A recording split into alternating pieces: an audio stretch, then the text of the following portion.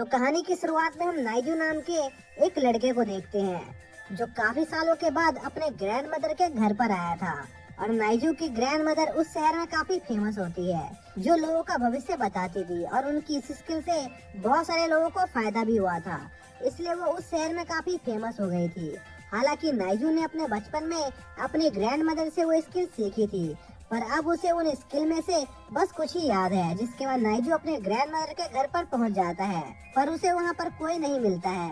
तभी नाइजू पर पीछे से कोई अटैक करता है, पर वो उस आदमी को पकड़ लेता है। तभी नाइजू देखता है कि वो आदमी जैंग था, जो उसके ग्रैंड मदर के हाउस का गार्ड था। और जैंग यहाँ पर नाइजू को सरप्राइज देने आया था, पर उसका सारा प्लान फेल हो गया। तभी नाइजू जैंग से पूछता है कि आखिर यहाँ पर इतनी गंदगी क्यों है, जिस पर जैंग बताता है कि जब से नाइजू की ग्रैंड मदर का निधन हुआ है, तब से उनके कई पड़ोसी यहाँ पर नाइजू के बारे में जानने के लिए आते रहते हैं, क्योंकि उन लोगों को लग रहा था कि अब नाइजू अपने ग्रैंड मदर के काम को आगे बढ़ाएगा। पर नाइजू इसे साफ मना कर देता है, क्योंकि उसे इस काम में बिल्कुल भी इंटरेस्ट नहीं था। जो सुनकर जैंग को गुस्सा आ जाता है और वो नाइजू से कहता है कि उसके ग्रैंड मदर के बीमारी के दौरान उनके ऊपर काफी कर्जा बढ़ गया है, इसलिए नाइजू को वो कर्जा उतारने के लिए काम करना ही होगा। साथ ही जैंग कुछ ऐसे भी लोगों को जानता था जो उनकी इस काम में मदद कर सकते थे, इसलिए जैंग नाइजू को उनके कस्टमर के लिए तैयार रहने को कहकर वहाँ से चला जाता है। जिसके बाद हम देखते हैं कि नाइजू एक नेकलेस को देख रहा होता है, जो वो बचपन में पहना करता था। साथ ही जैंग अपने ग्रैंड मदर की डायरी को भी पढ़ रहा होता है, जिसमें कुछ साइंस बने हुए थे, जिस पर वो उस साइन को करके देखने लगता है। तभी उसके लास्ट साइन से हवा का तेज झोंका नाइजू की तरफ आता है, जिसके साथ ही नाइजू ने वहाँ पर एक एल्मेनिक गॉड को समन कर लिया था, जो नाइजू को बताता है कि नाइजू को हेवन और अर्थ के कैलेंडर ने नाइजू को एल्मेनिक के अगले मास्टर के तौर पर चुना है, क्योंकि पिछली मास्टर नाइजू की ग्रैंड मदर थी, पर अब उनकी डेथ हो गई थी, इसलिए उस कैलेंडर ने नाइजू को चुना था। जो सुनकर नाइजू समझ जाता है कि उसकी ग्रैंड मदर कोई आम आर्कोलॉजिस्ट नहीं थी। इसी बीच साउ नाइजू को बताता है कि कैलेंडर ऑफ अर्थ और हेवन को किंग शीहाओ ने क्रिएट किया था, ताकि वो इसके जरिए एक ऐसे इंसान को चुन सके जो अर्थ और हेवन में शांति बनाए रखे। साथ ही साउ नाइजू को ये भी बताता है कि उसने बाकी के सभी गॉड्स को बता दिया है कि नाइजू ही अगला एल्मेनिक मास्टर है, इसलिए वो लोग एक बार नाइजू से मिलने आएंगे। जो सुनकर नाइजू बहुत हैरान होता है, जिसके साथ ही नाइजू की नींद टूट जाती है और उसे लगता है कि कल रात उसके साथ जो कुछ भी हुआ था वो बस एक सपना था। लेकिन तभी नाइजू को उसके किचन से कुछ आवाज आती हुई सुनाई देती है, और जब वो किचन में देखने जाता है तो वो देखता है वहाँ पर शाओ था, जिसके सर में थोड़ी चोट लगी थी। जो देखकर नाइजू समझ जाता है कि कल रात उसके साथ जो कुछ भी हुआ था वो कोई सपना नहीं था। तभी साओ नाइजू से कहता है कि अगर वो उसके काम में मदद करेगा तो वो भी एक गॉड बन सकता है, पर नाइजू को गॉड बनने में कोई दिलचस्पी नहीं थी। जिसके बाद नाइजू अपने ग्रैंड मदर की डायरी पढ़ रहा होता है, जिसमें इविल स्पिरिट के बारे में लिखा हुआ था, जिस पर शाओ नाइजू को बताता है कि इविल स्पिरिट इंसानों के नेगेटिव इमोशन से बनते हैं, जो इंसानों के लिए खतरनाक होते हैं। इसलिए एल्मेनिक मास्टर का काम उन इविल स्पिरिट्स को खत्म करके इंसानों को बचाना होता है। तभी उन्हें किसी चीज की स्मेल आने लगती है, क्योंकि शाओ कुछ पका रहा था, जहाँ पर नाइजू देखता है कि शाओ उसके पेट को पका रहा होता है। जो देखकर नाइजू को गुस्सा आ जाता है और वो शाओ पर चिल्लाने लगता है। जिसके बाद शाम को जैंग एक क्लाइंट लेकर आता है, पर उस क्लाइंट को नाइजू की एबिलिटी पर बिल्कुल भी भरोसा नहीं होता। तभी वहाँ पर नाइजू आ जाता है, जिसे उस आदमी के चारों तरफ कुछ इविल स्पिरिट दिखाई देती है। जो देखकर नाइजू उस आदमी को बताता है कि उसके साथ अभी कुछ बुरा होने वाला है, और नाइजू के ऐसा कहते ही उस आदमी को उसके एक स्टाफ का कॉल आता है, जो उस आदमी को बताता है कि उनके कंस्ट्रक्शन साइट पर एक एक्सीडेंट हो गया है। जो सुनकर नाइजू खुद उस जगह की इन्वेस्टिगेशन करने जाता है, पर काफी देर तक ढूंढने के बाद भी उसे वहाँ पर कुछ नहीं मिलता है, इसलिए वो एक बार फिर से शाओ को वहाँ पर शमन करता है। लेकिन तभी एक इविल स्पिरिट उन पर अटैक कर देती है, जिसे वो किसी तरह डॉज कर लेता है। पर तभी बहुत सारे इविल स्पिरिट उन्हें चारों तरफ से घेर लेते हैं। जो देखकर शाओ अपनी पावर का इस्तेमाल करके उन इविल स्पिरिट से लड़ने लगता है। इसी बीच नाइजू देखता है कि अचानक से उसके पास भी कई सारी पावर्स आ गई है, जिस पर साओ नाइजू को बताता है कि ये पावर्स उसे उसके एल्मेनिक मास्टर बनने पर मिली है। जिसके बाद वो लोग साथ में मिलकर उन इविल स्पिरिट से लड़ने लगते हैं। लेकिन तभी वो इविल स्पिरिट साओ के एक पेट को घायल कर देते हैं। जो देखकर शाओ को उसके पेट की चिंता होने लगती है, तभी शाओ को कुछ होने लगता है, जिस पर शाओ नाइजू को बताता है कि एक दूसरा एल्मनेक गॉड यहाँ पर आ रहा है, जो कहने के साथ ही शाओ नाइजू को बाय कहकर वहाँ से चला जाता है। तभी नाइजू पर वो इविल स्पिरिट बहुत बड़े बड़े पिलर उठाकर नाइजू की तरफ फेंकने लगते हैं, जो सीधा नाइजू को हिट करने वाले होते हैं। लेकिन तभी कोई नाइजू को उन अटैक से बचा लेता है। साथ ही वहाँ पर एक लायन जैसा दिखने वाला क्रिएचर भी आ गया था, जो देखकर नाइजू समझ जाता है कि ये क्रिएचर उसी गॉड का साथी होगा, जिसके बारे में शाओ ने जाने से पहले उसे बताया था। तभी एक बार फिर से वो इविल स्पिरिट नाइजू को जान से मारने की कोशिश करती है, पर सीजू अपने एक स्पेशल टेक्निक के इस्तेमाल से वहाँ पर मौजूद सभी इविल स्पिरिट्स को खत्म कर देता है। तभी सीजू की तबीयत अचानक से खराब हो जाती है, जो देखकर नाइजू सीजू को उसके साथ उसके घर चलने को कहता है, जिस पर सीजू नाइजू के घर जाता है, जहाँ पर अब जाके उसकी तबीयत थोड़ी ठीक होती है। तभी नाइजू को एक डॉग दिखाई देता है, जो असल में सीजू का वही लायन पेट था, जो अभी डॉग फॉर्म में था। जिसके बाद नाइजू सीजू के लिए थोड़ा चाय बनाकर लेकर आता है, लेकिन तभी वो देखता है कि सीजू के साथ एक बार फिर से कुछ होने लगा है। तभी सीजू नाइजू को पकड़ लेता है और उसे मारने की कोशिश करता है, पर कुछ देर बाद वो वापस से नॉर्मल हो जाता है, जो देखकर नाइजू वहाँ पर शाओ को समन करता है और उसे पूछता है कि आखिर सीजू के साथ क्या हो रहा है। जिस पर शाओ नाइजू को बताता है कि सीजू ने हजारों सालों से इविल स्पिरिट के साथ लड़ाई की है और उन्हें हराया है, और इस दौरान वो इविल एनर्जी से इन्फेक्टेड हो गया है, इसलिए वो कभी कभी अपने सेंसेस पे से कंट्रोल खो देता है। जिसके बाद शाओ वहाँ से चला जाता है। फिर नाइजू सीजू को देखने जाता है, पर वो देखता है कि सीजू भी वहाँ से चला गया था। जिसके कुछ घंटे बाद नाइजू अपने रात के डिनर के बारे में सोच रहा होता है। तभी कोई नाइजू के कमरे का डोर नॉक करता है, जो देखकर नाइजू को लगता है कि शायद से वो लोग उसके दुश्मन होंगे, पर वो बस बच्चे थे जो नाइजू के नेबर्स थे, और वो नाइजू को बताते हैं कि मिसेस वैंग ने उसे न्यू ईयर के लिए डिनर पर बुलाया है। पर नाइजू को कुछ काम था, इसलिए वो उन बच्चों को मना कर देता है, जिस पर वो बच्चे वहाँ से चले जाते हैं। तभी नाइजू देखता है कि सीजू वापस आ गया है, जिस पर सीजू बताता है कि वो कुछ इविल स्पिरिट को मारने बाहर गया था। इसी दौरान हम जून को देखते हैं, जो अपने फादर को कॉल लगा रहा होता है, पर उसके फादर कॉल पिक नहीं कर रहे होते हैं, जो देखकर जून काफी दुखी हो जाता है, जिससे उसके नेगेटिव इमोशन से एक इविल स्पिरिट क्रिएट हो जाती है। जिसके बाद नाइजू सीजू के साथ एक मॉल में जाता है, जहाँ पर सीजू इविल स्पिरिट को ढूंढने के चक्कर में उस मॉल का नुकसान कर देता है, जिस वजह से नाइजू को उसके पैसे देने पड़ते हैं। तभी सीजू को एक बहुत ही पावरफुल इविल स्पिरिट की एनर्जी महसूस होती है, जिस पर वो उसके पीछे निकल जाता है। तभी हम जून को देखते हैं, जिसका एक आदमी फोन छीन लेता है, जिससे जून को बहुत दुख होता है और उसके अंदर की इविल स्पिरिट और ज्यादा पावरफुल हो जाती है।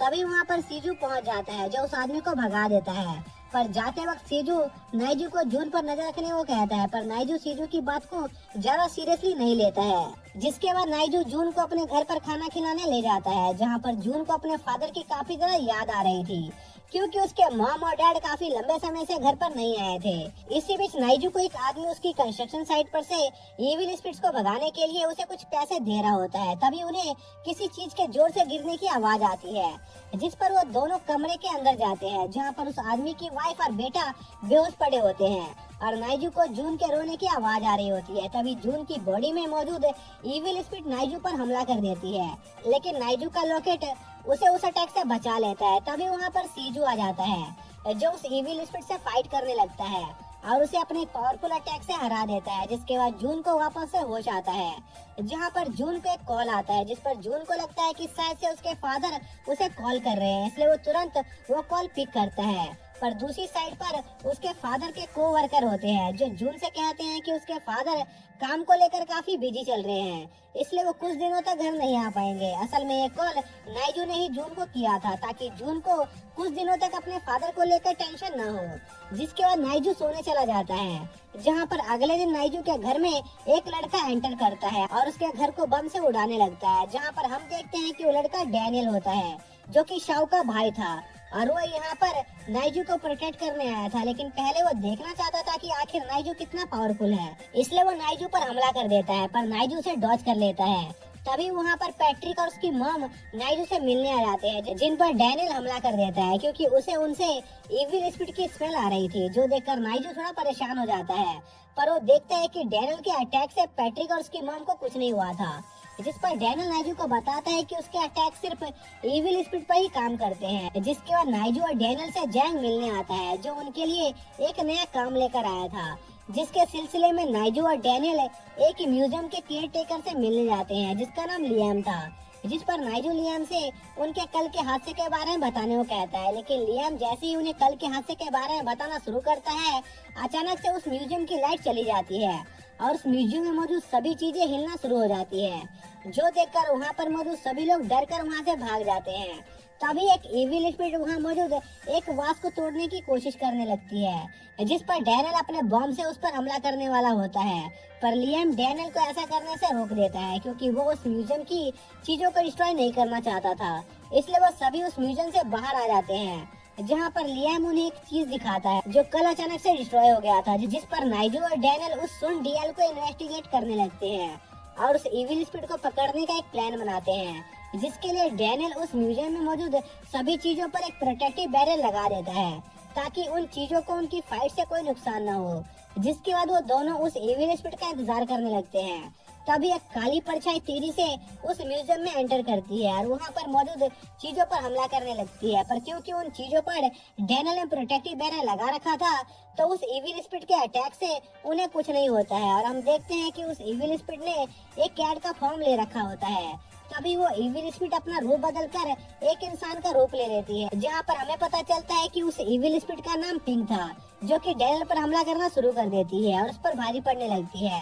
तभी हम एक बेल की आवाज सुन पाते हैं, जिसे सुनते ही लियाम जल्दी से वहाँ मौजूद एक वास को डिस्ट्रॉय कर देता है, जिसके टूटते ही वहाँ पर एक एरे एक्टिवेट हो जाता है और आसमान से एक जाइंट ब्लैक ड्रैगन तेजी से वहाँ पर आकर पिंक को वहाँ से ले जाता है। पर तभी calendar of heaven and earth उस ड्रैगन को ऑब्जॉर्व कर लेती है, जिसके साथ ही वहाँ पर 3 ट्रेजर समन हो जाते हैं, जो कि पिछले एल्मेनाक एम्परर के ट्रेजर थे। और पिंग इन्हीं ट्रेजरों को हासिल करने की कोशिश कर रहा था, जो कि एक बुक, एक स्पोर और एक ड्रैगन हॉर्न था। और उस ड्रैगन हॉर्न को देखकर नाइजू को सीजू की याद आने लगती है।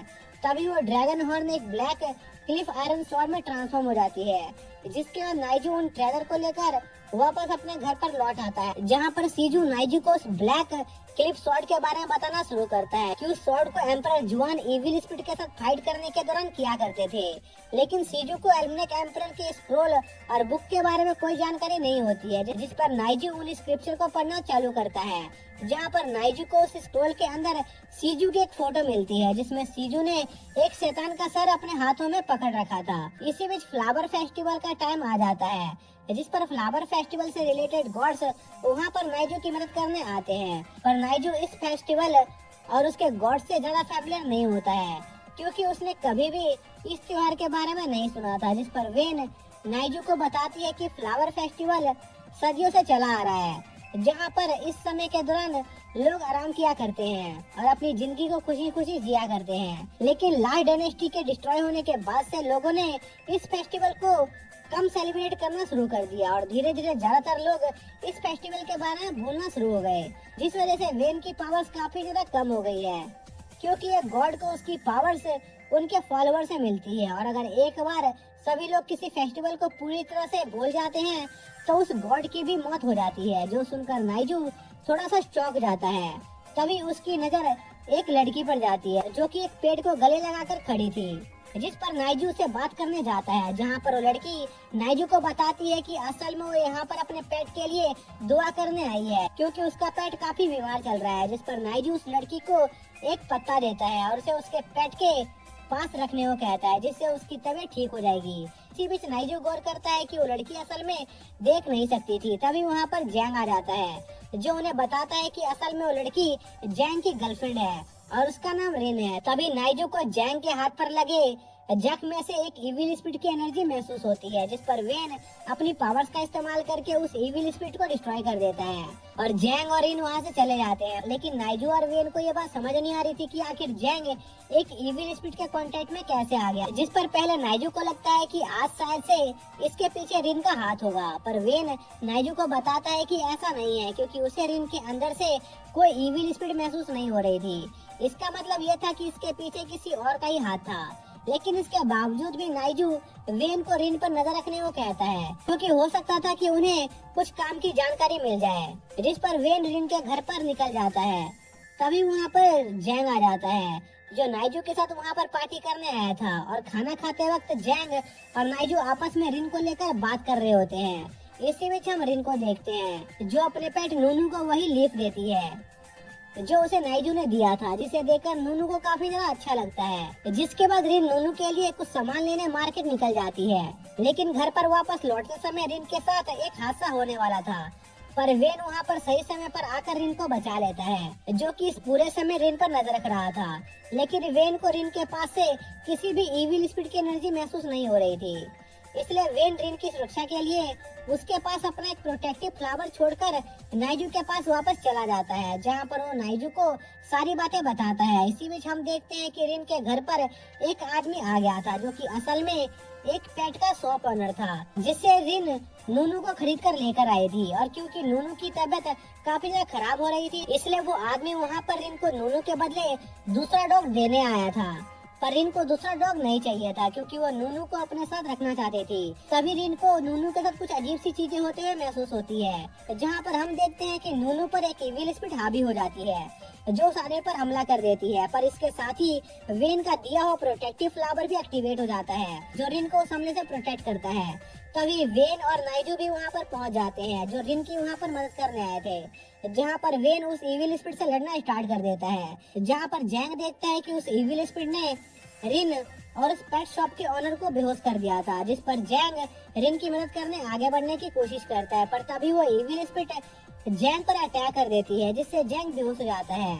और हम देखते हैं कि वो इविल स्पिरिट वेन पर भारी पड़ रही होती है, जिस पर नाइजू खुद उस इविल स्पिरिट से लड़ने का फैसला करता है और अपने ब्लैक क्लिप स्वॉर्ड को वहाँ पर समन करता है और अपने एक ही अटैक से उस इविल स्पिरिट को डिस्ट्रॉय कर देता है। इसी दौरान हम एक कंस्ट्रक्शन साइट का सीन देखते हैं, जहाँ पर कुछ वर्कर एक गड्ढा खोद रहे होते हैं। तभी उन लोगों को उस गड्ढे में कोई अजीब सी चीज दिखती है, जिसे देखकर वो लोग वहाँ से अपनी जान बचाकर भाग जाते हैं। जिसके साथ ये पार्ट यहीं पर खत्म हो जाता है।